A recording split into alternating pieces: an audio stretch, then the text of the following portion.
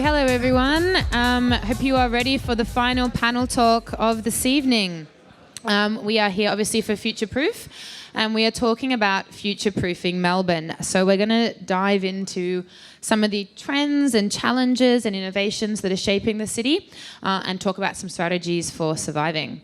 I've got a phenomenal panel here tonight to round out the evening.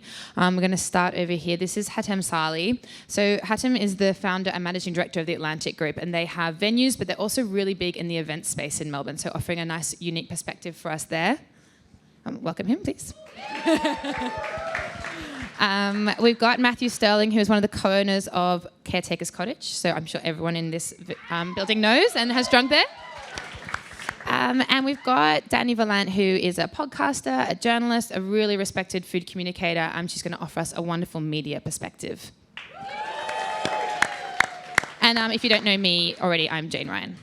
Okay, I really want to start with something positive before we get into the ins and outs of what makes Melbourne good and bad. So I would love to ask you all to start with just maybe one sentence about why you're in hospitality in Melbourne, what it is about this city that keeps you employed and thriving. So if I could throw to Hatem first. That picture suggests that I'm angry and I'm upset, but I'm actually really happy to be in this city and doing things in Melbourne. But over the 30-year journey, there isn't a better place to be, provide cool hospitality, work hard, do cool things, innovate, create, and you'll be supported. So it's a great city for me for hospitality. I just really enjoy working with people, and I think now at my stage of the hospitality journey, I love developing, people and helping them get the most out of themselves. For me, it's about learning. I know my work as a food journalist, every single day I can learn something. I can also connect with amazing people. So for me, it's about learning and connection. And Melbourne does their best. I mean, we know how diverse Melbourne is. We know how much energy people put into the things that are important to them, to their passions. And when people are excited about what they're doing, to, tap into that energy, to help them tell their stories, to give them a platform, it's a privilege. Yeah, absolutely. I want to see if anyone's bold enough here, if you can raise your hand if you were born from 1994 onwards. Have we got some youths in the crowd? We do have a few. I saw some older people raising their hand then. So I do that because Hatem actually opened his first venue in Melbourne in 1994. So just to kind of put some context to how long he's been operating in this city. And I wanted to do that because I'd love, Hatem, for you to tell us some of the defining venues and moments in Melbourne hospitality scene that you've seen. Look, firstly, this year marks 30 years of Atlantic Group being in this city. There is a few very important people to me in the room that have just come in as well, that have been on that journey with me for that amount of time as well. So I guess if I think about 30 years and starting in 1994, and welcome to all the youngies in the room. But hospitality really for me, it was a journey. I started when I was 16. I opened up my first venue when I was 20. So if I think about what that looks like over those last 30 years, and if I think back to what the inspiration for me was opening my first restaurant, which is where St. George in Fitzroy Street is now, where, of course, the famous Karen Martini is in the old Saint building, previously the Atlantic building. And if I think about what we were doing there, it was a Greek Mediterranean style restaurant, hence the name Atlantic. And the inspiration around me at the time was Donovan's, if I think of St Kilda, Donovan's, Stokehouse, Sapore, if anyone remembers that venue, and then of course Distasio. Go across to South Yarra, you had Francois, and then as you go into the CBD, you start thinking of restaurants like the European, Flower Drum, and of course, not long after that, Crown. So for me, over that generation, particularly around that time, and that first decade, there's some of the venues that really inspired me to do what I was doing and what I guess I was aspiring to create when I was starting in business. Yeah, some pretty phenomenal venues that I'm sure everyone has good memories of. Dani, I want to ask you, you see both sides of the industry, I think, as a journalist. You see like the glitzy openings, you see the parties, you see all that amazing trends, but also the challenges. And I wonder, in your opinion, what has been Melbourne's biggest challenges? And I caveat this, that lockdown can be an answer, but it can't be the only answer. Honestly, I feel like we don't even need to mention the L word. I think it's costs and pricing and spend. I think, everybody's dealing with that, whether it's food or drinks. I think everywhere operators look, costs are going up, bills are alarming, the regulatory landscape can be very challenging, and at the same time, a lot of consumers have less money to spend. So I think operators are really caught in the middle of that. If I could add one more thing to that, I'd say skills, which of course ties into how much money you've got to spend in a venue to attract and retain staff. But I think a lot of venues are dealing with staff that are perhaps less skilled, as would be ideal to offer an experience to demanding customers. When customers are thinking even more carefully about where they're spending their limited funds, of course you want to give them an experience that's going to compel them to come back. But that's very challenging when your staff don't have that much experience. I think in amongst all of that crunch is the challenge. Yeah, and Matt, kind of building on, I guess, that and drilling down into your direct experience with caretakers, I remember from talks I've gone to from you and Rob, the main challenge was actually getting a space, right? Like that just seemed to be so hard for you guys. And I'm just wondering, is that still hard in Melbourne today? Yes and no. I think, unfortunately, at the moment, it's probably not a bad time to be looking for a space because there's a few around. Having said that, there's so many barriers and challenges that Dani's just sort of gone through, which make it really challenging, which we felt. Primarily for us, it was self-imposed. I think the challenges that we faced were we were looking for something very specific, the space, the context, and also we found ourselves going to look at a lot of spaces really not feeling the opportunities and I think one of the things that stuck out, and Rob hit up about, how do you go about finding spaces for your businesses, was all the good spots are taken, go and find a new one, and when we came to the cottage, that was literally like the agent was sick of showing the space to people because he was like, everyone's walked in, looked at it and gone, he's like lost interest and he's not making eye contact thinking about when the next appointment was, and we were like, it's awesome. Like, it sucks, we'll take it. Just seeing the sheer challenge. And I think that, like a lot of, it's a stretch to call myself a creative, but I think I really enjoy when I've got very specific and very challenging barriers, when it's like you need to outthink your situation. And I think when we saw it, we're like, yeah. I think if we can get the right thing going on in here, I think everyone will respond with our solution, I guess. How we look to solve it, people will respond to that. Yeah. Hatem, do you, in I guess more of the events space, because obviously Melbourne is so famous for doing events so well. Like that's all we say in Sydney. You come down here and there's always something on, and somehow the city just does it well. But do you feel the same challenges in that space in terms of I guess what Dani's talking about with staff and talent and everything? I think, quite honestly, it's escalated because when you think about, and I guess for those who don't know the Atlanta Group very well, we are in restaurants, we are in function venues. We cater externally in people's homes or their offices or in any space on a piece of grass or whatever it might be, a marquee. And then, of course, we do major events like the Melbourne Cup Carnival, the Formula One Grand Prix, and do all the premium facilities. When you think about an event, and if I use whether it's a marquee for a wedding for 200 people, or we're catering the Paddock Club at the Formula One Grand Prix, which is the most expensive ticket on the circuit. People are paying top dollar, and I think the best example of that is coming out of COVID in January 2022 when we were told that the March Grand Prix was going ahead. There were no staff in Melbourne in hospitality. A lot of them had jumped ship. A lot of them had moved on and done other things. And of course, we were told in January that the event was going to go on in March. So if you think about, I needed 1,200 people to run that event, and at around about an average price in the Paddock Club is around about $7,500 for a 3-day pass. I can tell you that people don't give a shit if the caterer can't find the staff.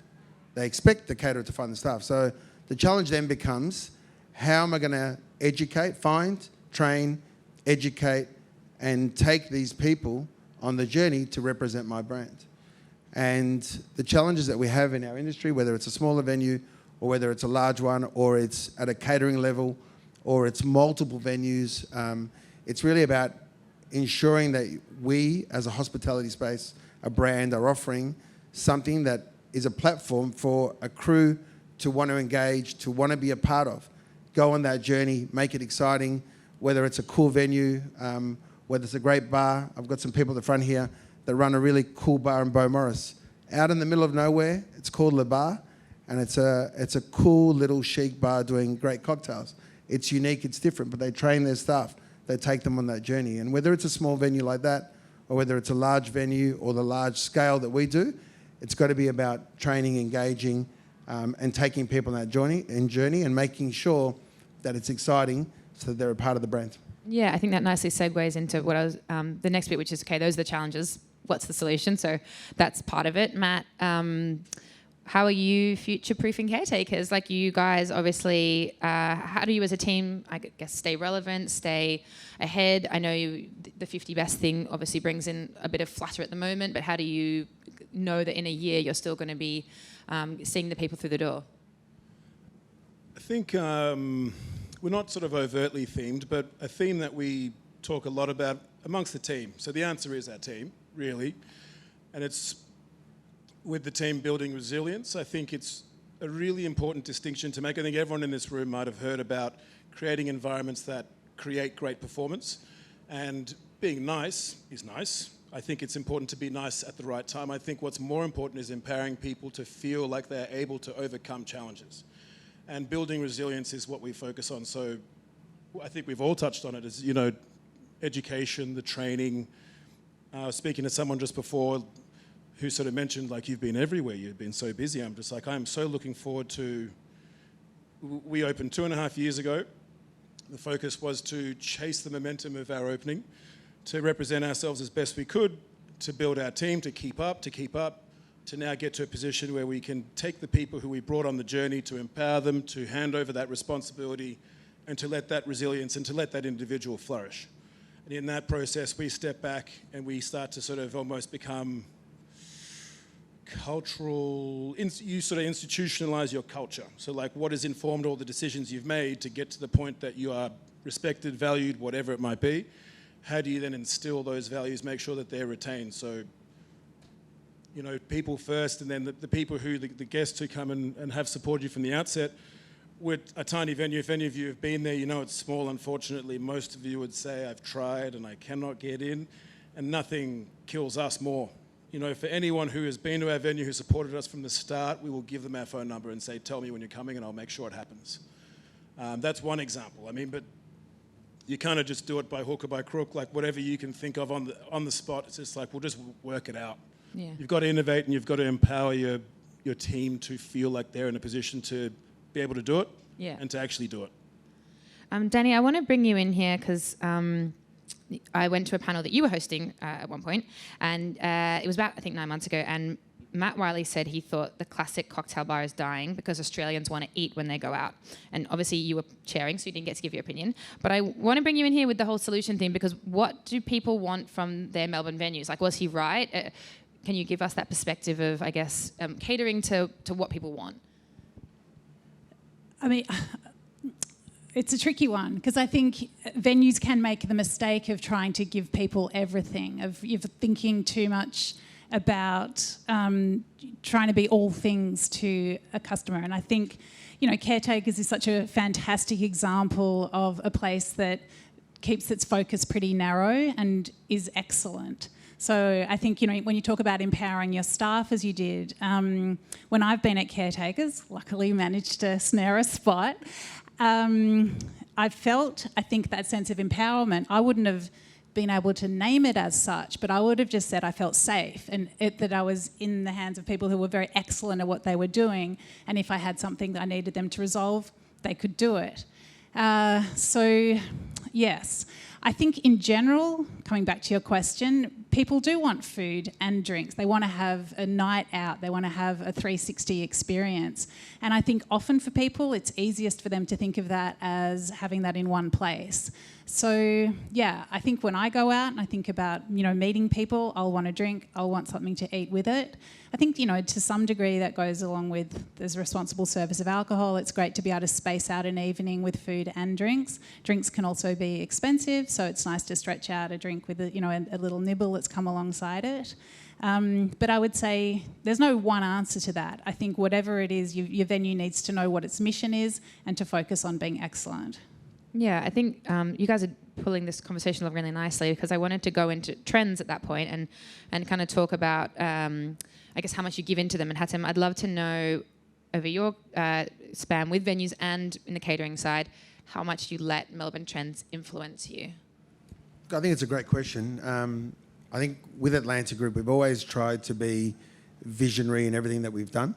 And if I think about starting in 1994, no question, as a young guy, I was 21, and I was certainly looking around me, hadn't travelled overseas, hadn't really known more than what I was exposed to within Melbourne. I think over time, there's no question that you become your brand. You may be the creator, you may be the person behind it, but then everyone that joins the business, everyone that joins the group, if I use my marketing manager as an example, she is the ambassador and the custodian of that brand. Other than that picture there, which I don't know how it got there, everything else is managed by her, and nothing gets posted, nothing gets branded, the logo doesn't get used anywhere unless she's controlling it. That's no different to the venues, the spaces, the engagement, the food that's served. Everyone owns and becomes part of, whether it's a restaurant, whether it's a function space, whether it's catering in home, or anything that we're doing. So I think trends, for me personally, I travel as much as I possibly can. Those 2 years of COVID were a killer for me, not being able to travel, not being able to go overseas and eat and drink. I've just come back from New York and LA for 3 weeks and really ate and drank my way right around, just to sort of keep myself across what others are doing. But I find that traveling overseas, sleeping in great hotels, staying in cool places, eating and drinking in cool places, really continues to add to what you're already doing. So I think it's less about trying to pull from what you see necessarily in Melbourne. But of course, the exposure of social media and that whole digital strategy allows you to capture and, I guess, engage on what's going on everywhere rather than just in this city. So I think that's a big part of that journey as well. Yeah, okay. Dani, do you have a perspective, I guess, from the media on Melbourne trends? I guess like a two-part question is sort of who's leading the way, and I guess similar to kind of what Hatem is saying in terms of straddling it, like should bars resist it to a certain point or allow themselves to kind of go with the flow? I think, you should observe trends and see if there's anything in there that's relevant for you. I think if you're chasing trends, I think, longevity goes by the wayside. I think it's more important to be true to your core mission rather than be looking at what other people are doing. If you're attracting customers that are following trends, then they're not going to be coming back and back and back to you. They're going to be going to the next place that they think is doing the next thing that's trendy. I would also say, it's worth keeping in mind that you might, because you're in the industry, think that you're just seeing, the same things everywhere. And, we chatted about milk punch. Do you think milk punch is so overdone? Everybody's doing it. I guarantee if you stop 10 people on the street, 9 of them will not have ever had milk punch. Really true. So I think just things that you might be bored of as industry experts, your customers haven't even heard of yet. We've got some really good questions coming in through the Q&A, so I do want to just ask one last question before we switch over to those. I kind of want to open this to maybe all of you and just get a quick opinion, if that's okay. My question is, do venues naturally have to close and new ones open for the city to evolve? Or can we evolve through what exists? That's such a good one, because it was interesting, Hatem, hearing you talk about some of the restaurants that inspired you, and you mentioned 90% of them still exist. I think Melbourne is such a great city for layering. Because I think, let's talk about Francois. You've got this incredible French bistro, but then we have so many new iterations of the French bistro that are sort of layered on top of that. And they would all be happy to name Francois as a big inspiration of theirs, more than perhaps somewhere in Paris or New York. They'll look to a Melbourne inspiration. So I would say new places do have to open, but it doesn't mean that we need to chuck out the old. I couldn't agree more. I think Francois is a really great example. Go there 7 days a week, lunch, dinner, in between lunch and dinner, supper. If you get in the door before midnight, you're going to get a meal. Supper in the city, 2:30 a.m. If you rock up at 2:29, you'll get in, you'll sit down, you'll get a meal. I think venues that become institutional keep doing what they're doing really well. But at the same time, you're always mixing it up. Francois is a great example. Finally, after 30 years of operation, they're doing a bar next door. And I say that because whilst they're still churning over, they're able to bring something new that keeps their customers interested. So I think, as what Dani's indicated, new venues have to open. Crown's a good example of that. I'm a tenant at Crown. I've got a venue there at Crown. One of the longest standing tenants there. That journey of the evolution of what will happen at Crown needs to happen and needs to evolve, and that will be great for the city. But there's room for it in the city because we have got such a great hospitality offering in Melbourne, and I think new venues have to open. I think the bigger issue, and probably the more obvious one, and as Matt said earlier, with the amount of venues that are closing or have closed, or the amount of for lease signs that are everywhere, there isn't room necessarily for everyone in this industry. And the good operators and the ones that punch through, that innovate, that create, that pay their staff properly, that manage themselves well, that are true to their brand, will survive, and they'll find a way, even through tough times with everything that was said earlier about costs and labour and all those things. You just keep punching through and find a way. And so I think that's what Melbourne's really good at, allowing people to... the cream has to rise to the top, and unfortunately, there isn't room for everyone, and that's just the reality. I think Melbourne nails identity. I think identity is strong in all the venues we've just talked about. You've got to be, you've got to be open to be open. You walk in before a certain time, they're going to feed you. That is what they opened and set out to do, and 15 years later, what they still do.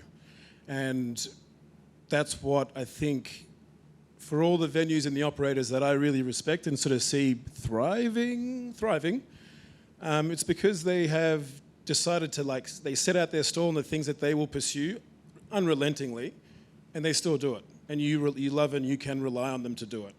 I think there's just so much that is, I guess, it just compels that business to succeed.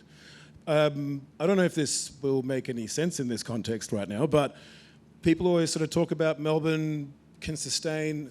People who visit, who I meet outside of Melbourne, particularly overseas, are just like, that place is just ridiculous. Like, how does it sustain a scene that is so big with so few? And they say it must be lucky. I'm like, that kind of this luck term, I always think about luck is like where hard work and opportunity meet. As a, I forget what did I just say? Where hard work and opportunity meet is, it's like a saying that sort of sums up, like, if you work hard enough and the opportunity presents itself, it's going to be there. And I think that's what Melbourne does exceptionally well. People really understand what they're doing, they work really hard to do it, and then their community respond really well to it. There's nothing lucky about it. Yeah. It just makes sense. So we've got some really good questions. Hatem, we've got quite a few that really want some advice from you. I'll do my best. Yeah. So I'm going to try to kind of truncate some of them here. So we've got one about the industry facing the most challenging period in history, given the economic conditions, and what advice can you give to bar owners? And someone else has asked, have you closed a venue and what did you learn from that? So maybe hoping you can kind of answer two questions with one stone there. So just the first part again? Sorry, the first part is we're in the worst economic period, so what advice can you give to bar owners? Look, I'm fortunate to be a part of a very strong brand. So if anyone knows the brand Miss Collins, on Collins Street in the city there, that venue's been around for near on 9 years now. Prior to that, I was involved in Alumbra, firstly at South Wharf, and then we moved it and relocated it to the one in the Docklands on Central Pier, and unfortunately that, due to circumstances which I'm sure most of you are aware of, disappeared. The thing that Miss Collins is a good example right now, if everyone recalls, hands up if you've been to the venue, just as a rough idea. So that big central bar that everyone knows in the middle of the nightclub, one of the biggest issues with that venue, so popular, Thursday, Friday, Saturday, 800 to 1,200 people every night, but there's nowhere to dance, and it's a nightclub. So that bar is now gone. That middle section is under a renovation, and that will be a dance floor. Now, you do that to ensure that you're understanding what your customers need. So my advice to anyone in this difficult time is, and I think Matt touched on it really well before, understand who your customer is. Work towards their requirements.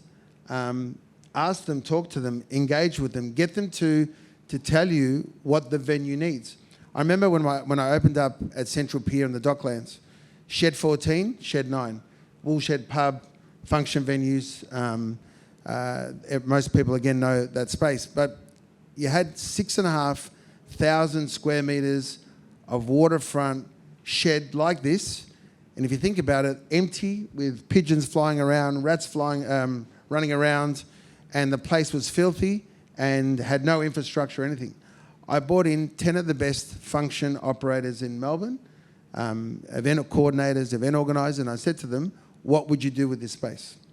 And that was how I set the tone of the venues becoming chameleons, and not dissimilar to the timber yard, that really you can do anything in, and nothing clashes. And I think that was probably one of the biggest things I learned. So I think my takeaway to that, with things being hard, costs being difficult, listen to the customer, drive your costs, look at every dollar, look at where you're pissing money up the wall, and potentially just, not realising that is costing you money, and that's costing you money, and you're not looking at it because you're not digging deep enough.